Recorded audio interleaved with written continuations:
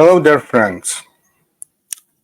Uh, on Wednesday, the 14th, in Warsaw, the capital of Poland, the football season 2024-2025 officially started.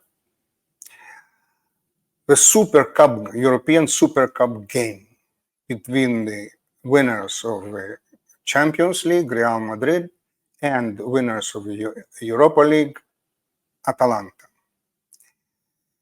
It was the first game that Kylian Mbappe was playing for Real. And I must say that I didn't pay much attention to what he was doing on the field. I had other interests. Why? Because Carlo Ancelotti, before the game, he said, you have three people. You have Vinicius, you have Mbappe, you have Rodrigo.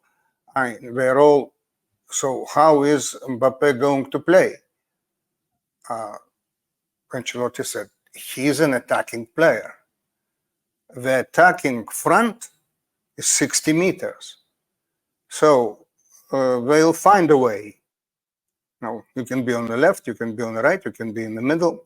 It depends on the attacking players and how we find a common language. What was interesting to me, most of all, was the position of Jude Bellingham, because last year he scored 23 goals in the Spanish league, and but he didn't have a center forward in front of him. Like, he didn't play, let's say, in Real with Benzema. He had Vinicius and Rodrigo, and therefore he had a space open in front of him. He was playing a classical 10 and a half. I mean, or better 10 minus, like between 10 and 9. He didn't have that much defensive responsibilities because basically three midfielders were behind him. The graphics at the beginning of the game yesterday, that is on Wednesday, they showed a scheme of Real 4-2-3-1. One is Mbappe, Vinicius, and Rodrigo on the flanks. In the middle, Bellingham, Tchouaméni, and Valverde in midfield, and four defenders, and obviously Courtois in the goal.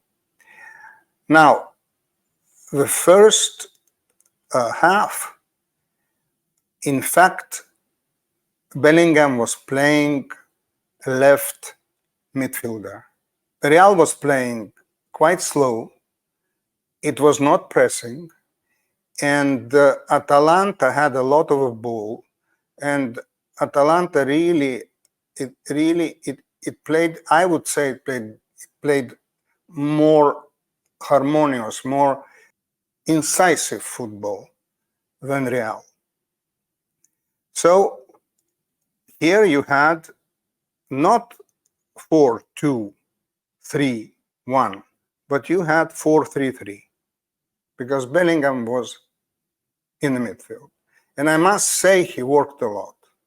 He intercepted, he tackled, he ran a lot. He ran a lot without the ball. I mean, he really played the real midfielder. And we know his capability of penetrating the penalty box. Not many midfielders have that ability, and he does. And he's very dangerous as a midfielder as well. But he's not in that position. Certainly, he's not going to score 23 goals. Second half, I don't know what Ancelotti told them in the dressing room, but Real increased the tempo, started pressing, and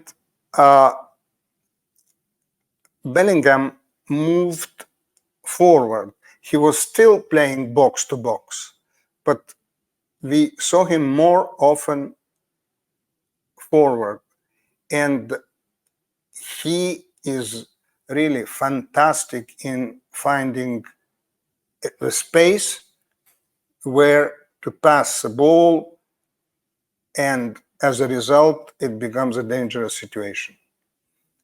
And it's not absolutely accidental that he was named the man of the game, because now I see myself, and I hope that the new English manager sees it as well. And Carlo Ancelotti is the best. I think today is the best club manager in the world, and he is a very humane guy. He makes everybody feel important. And Bellingham said after the game, "I do whatever Ancelotti tells me."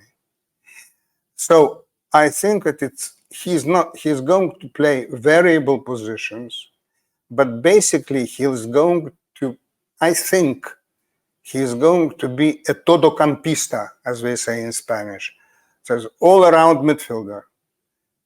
He can play back, he can play left, he can play right, though he yesterday didn't play a lot on the right side. And he can play front, behind the three attackers. Plus, Carlo Ancelotti after the game said that Vinicius and Bellingham on the left flank are absolutely interchangeable. So I think that this season we'll see a different Bellingham, and maybe it's going to be the Bellingham which,